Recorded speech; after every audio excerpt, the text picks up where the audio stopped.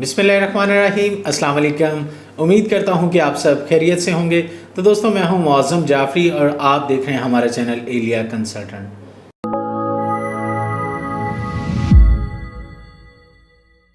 कल रात हमारे एक स्टूडेंट ऑस्ट्रेलिया के लिए ट्रैवल कर रहे थे। उनके साथ लाहौर एयरपोर्ट पे एक वाक़या पेश आया। सोचा आप लोगों के साथ शेयर करता चलूँ ताकि इन फ्यूचर जो भी स्टूडेंट्स ट्रैवलिंग करें ऑस्ट्रेलिया के लिए, वो उन चीज़ों को लेके मोहतात रहें।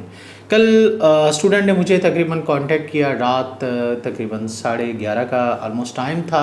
फ़्लाइट का टाइम भी तकरीबन यही था। कोई आधा घंटा पहले स्टूडेंट ने मुझे कॉल की कि इमिग्रेशन काउंटर के ऊपर सर मुझसे कुछ डॉक्यूमेंट्स जो है वो डिमांड किए जा रहे हैं। अब उस डॉक्यूमेंट्स में से स्टूडेंट से सबसे पहले तो पूछा गया कि जी आपका वीज़ा ग्रांट लेटर, उसने ग्रांट लेटर दिखा दिया। जी आपका पासपोर्ट, आईडी कार्ड, मतलब जो भी स्टेप बाय स्टेप डॉक्यूमेंट्स मांगते गए स्टूडेंट जो है वो प्रोवाइड करता गया। उसके बाद फाइनली उससे पूछा गया जी अपने सीओई दिखाएं। उसने अपना सीओई कन्फर्मेशन ऑफ इनरोलमेंट जो कॉलेज की तरफ से थे वो उसको दिखाए गए। फिर उस ऑफिसर ने पूछा जी हमें आप इनकी पीडीएफ दिखाएं। अब पीडीएफ स्टूडेंट को वैसे तो मैंने सेंड किया था, लेकिन माइट भी उसके फ़ोन में जो है वो मिसप्लेस थे, तो उसने मुझे कॉल किया और कहा कि सर मुझे जो है कंफर्मेशन ऑफ इनरोलमेंट जो है, मुझे सीओई उसका पीडीएफ जो है वो सेंड करें। मैंने फ़ौरन से उसको जो है वो सेंड किए। उसके बाद स्टूडेंट ने कहा जी सर अब वो ये कह रहे हैं कि ये तो चलें ठीक है, लेकिन हमें पेमेंट प्रूफ भी दें कि आपने अपनी फ़ीस जो है वो जमा जो करवाई थी वो किस तरह करवाई थी।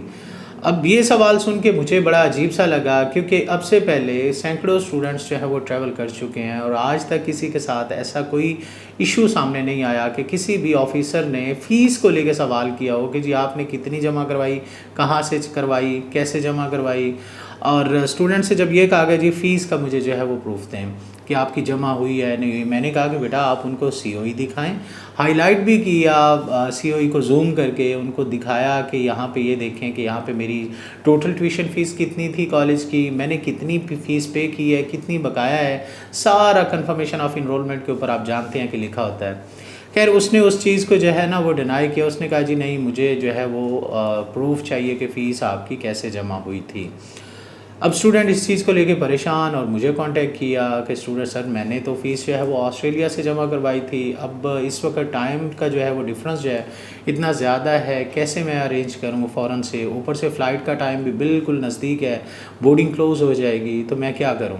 मैंने कहा बेटा आप उससे रिक्वेस्ट करें एक दफ़ा और उनको बताएं कि सर फ़ीस जमा होती है तो सीओई आते हैं, सीओई आते हैं तो वीज़ा अप्लाई होता है, और ग्रांट लेटर आपको दिखा रहा हूँ, कॉलेज की डिटेल्स आपको बता रहा हूँ, आपको मैं अपने सीओई की डिटेल्स बता रहा हूँ, मतलब सारे डॉक्यूमेंट्स एवरीथिंग इज़ ओके है, तभी जाके ऑस्ट्रेलियन एम्बेसी ने वीज़ा ग्रांट किया है। तो पाकिस्तानी ऑफिसर जो इमिग्रेशन वाले हैं वो क्यों इस तरह परेशान कर रहे हैं। खैर उस स्टूडेंट्स जो ना काफ़ी परेशान होके उनसे रिक्वेस्ट की, बारहा रिक्वेस्ट की, लेकिन उस माशाल्लाह वो ऑफ़िसर को इतना ईमानदार बंदा था, उसने कहा जी नहीं मैं नहीं जाने दूंगा जब तक आप मुझे वहाँ ऑस्ट्रेलिया ठीक है कांटेक्ट करें, आप वहाँ से मंगवाएं। स्टूडेंट ने कहा कि सर उस पर टाइम लग जाएगा। खैर स्टूडेंट ने कांटेक्ट करने की भी कोशिश की ऑस्ट्रेलिया में, लेकिन वो नंबर ऑफ आ रहा था। आपको पता है सारा दिन वहाँ स्टूडेंट जो है वो काम करके रात को सोने के लिए टाइम होता है, और वहाँ पर इस वक्त जिस वक्त स्टूडेंट ने कॉन्टैक्ट किया था सहरी का टाइम था, 4 बजे का टाइम था, लेकिन वहाँ पे स्टूडेंट का अपने जो जिनके थ्रू फीस सबमिट करवाई थी कांटेक्ट नहीं हो पाया। खैर उस ऑफिसर ने परेशान किया, नहीं जाने दिया।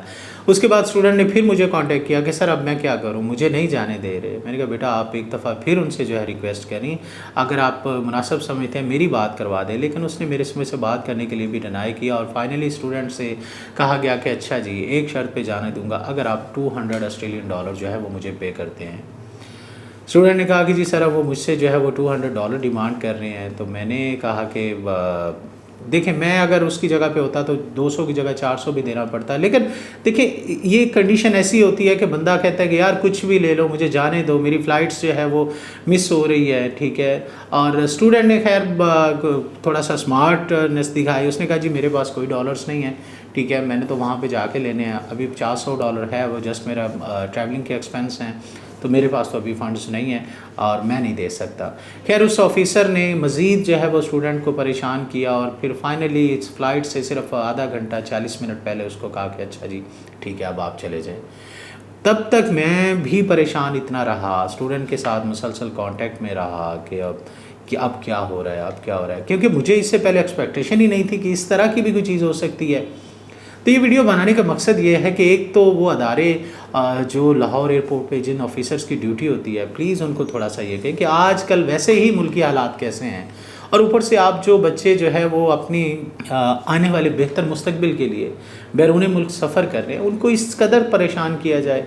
या तो आप कहें कि एक लिस्ट बना दें कि भाई आपने पाकिस्तान से अगर ट्रैवल करना है, वीज़ा ग्रांट लेटर आपके पास होना चाहिए, आपके पास ये प्रूफ होना चाहिए, आपके पास ये डॉक्यूमेंट, एक आप फहरिस्त जारी कर दें कि जी एक अगर स्टूडेंट जो है वो ट्रैवल कर रहा है तो उसके पास के कौन कौन से डॉक्यूमेंट्स होने चाहिए, ताकि वो स्टूडेंट्स यहाँ से ही अपने घर से निकलने से पहले वो कागजात मुकम्मल करे और उसके बाद ट्रैवल करे। लेकिन मुझे पता था कि ये डॉक्यूमेंट्स, क्योंकि हर दूसरा डॉक्यूमेंट मांग रहा था, इवन दो उस ऑफिसर को सीओई पढ़ने नहीं आ रहे थे, क्योंकि उसको पढ़ने आते तो वो बता सकता था कि हाँ जी वाकई ही आपकी बात ठीक है कि फ़ीस आपकी पे हुई है, इतनी बकाया है, इतनी पेड है।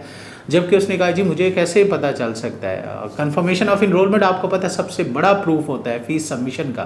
तो रात काफ़ी जो है वो तकरीबन डिस्टर्ब गुजरी, लेकिन फाइनली फिर अल्हम्दुलिल्लाह स्टूडेंट ने कॉल किया, कहा कि अल्हम्दुलिल्लाह सर मैं तो यकीन जाने एक दफ़ा तो बिल्कुल परेशान हो गया था, क्योंकि देखें अगर स्टूडेंट ट्रैवल ना कर पाता इशू नहीं था, मतलब फिर इन फ्यूचर जो है वो दोबारा फ़्लाइट लेके ट्रैवल कर सकता था। लेकिन प्रॉब्लम ये था कि स्टूडेंट का कम से कम 3.5 से 4 लाख रुपए का लॉस हो जाता जो उसने फ़्लाइट के लिए टिकट के पैसे बुक किए थे, क्योंकि एयरलाइंस जो है वो रिफ़ंड नहीं इस तरह करती कि अगर आप फ़्लाइट्स जो है वो मिस हो जाती है, क्योंकि उसकी रिफ़ंड पॉलिसी भी कुछ इस तरह होती है कि अगर आप 24 आवर पहले रिफ़ंड के लिए रिक्वेस्ट करते हैं तो आपको 50% मिलता है, अगर आप 3 दिन पहले करते हैं तो इतने परसेंटेज मिलता है। लेकिन अगर आप बोर्डिंग के टाइम आके बिल्कुल जो है वो बोर्डिंग ही नहीं कर पाते तो फिर उस सूरत में अगर फ़्लाइट कैंसिल होती है तो आपको रिफ़ंड जो है वो मोस्टली फ़्लाइट्स तक कहती हैं कि नहीं देंगे। तो खैर स्टूडेंट उस वक्त सिचुएशन कुछ ऐसी होती है कि बंदा कहता है यार कुछ भी। मैं अपना एक वाक़या आपके साथ शेयर करूँ कि मैंने पिछले 2 साल पहले की बात है, मैंने जाना था साउथ अफ्रीका और साथ में टर्की का मेरा एक कंबाइन जो है वो विज़िट था। तो मैंने ट्रैवलिंग किया लाहौर एयरपोर्ट से ही, और जब मैं एयरपोर्ट पे पहुंचा तो मेरा टर्की में 10 दिन का स्टे था और 4-5 दिन का स्टे था उधर साउथ अफ्रीका में। तो एयरलाइन टर्किश एयरलाइन ही थी, लेकिन वहाँ पे ज़ाहिर है पाकिस्तानी स्टाफ ही था जो बैठे हुए थे। अब उन्होंने मुझसे डिमांड किया जी आप ऐसा करें कि हमें होटल बुकिंग जो है वो दिखाएं। मैंने होटल बुकिंग अपना जो है वो उनको शो किया, कहा जी आपका वीज़ा 10 दिन का है, आपके पास होटल बुकिंग जो है वो 3 दिन की है, हमें जो है वो 10 दिन की ही चाहिए। अब उन दिनों में क्या हो रहा था कि फ्री बुकिंग का सीन नहीं था, जो भी थी पेड थी। मैंने अब 3 दिन के लिए इसलिए बुक किया होटल एक कि एटलीस्ट वहाँ पे जाने के बाद मैं अगर चेंज करना चाहूँ, मतलब मेरा ज़रूरी तो नहीं है कि मैं फ़र्स्ट टाइम देखे ट्रैवल कर रहा हूँ, मुझे नहीं पता वहाँ पे होटल वो कैसा है, मैं एक ही दफ़ा अगर सारे पे कर दूँगा तो फिर तो फंसने वाली बात है। तो मैंने सोचा कि 3 दिन के लिए बुक कर लेता हूँ, चलो जाकर रेस्ट करूँगा, उसके बाद देखूँगा अगर होटल अच्छा हुआ तो उसको फर्दर स्टे, अदरवाइज़ मैं किसी दूसरे सिटी जो है। लेकिन उन्होंने मुझे ट्रैवल नहीं करने दिया था। मैंने बारहा उनको रिक्वेस्ट किया और उन्होंने इस चीज़ को जो है वो, और मेरा तकरीबन वो फ़्लाइट चूँकि मैंने वो टिकट ही कुछ इस शेड्यूल से करवाई थी कि यहाँ से टर्की, टर्की से साउथ अफ्रीका, साउथ अफ्रीका से वापस पाकिस्तान, तो वो पूरा प्लान जो है वो डिस्टर्ब हुआ और उसमें तकरीबन मुझे 6.5 से 7 लाख रुपए का नुकसान हुआ। तो सिर्फ कहना ये चाहूँगा कि वो अदारे जो मतलब बैठे हुए हैं लाहौर एयरपोर्ट के ऊपर, आप देखें कि अगर इस बच्चे के पास या इस बंदे के पास वीज़ा जेन्युइन नहीं है, मतलब आप देखें उसके पास अगर विज़िट के लिए जा रहे हैं उसके पास फंड्स नहीं है, वैसे तो ये भी आपको इख्तियार नहीं है कि आप उनसे पूछे कि आपकी जेब में कितने पैसे हैं, ठीक है।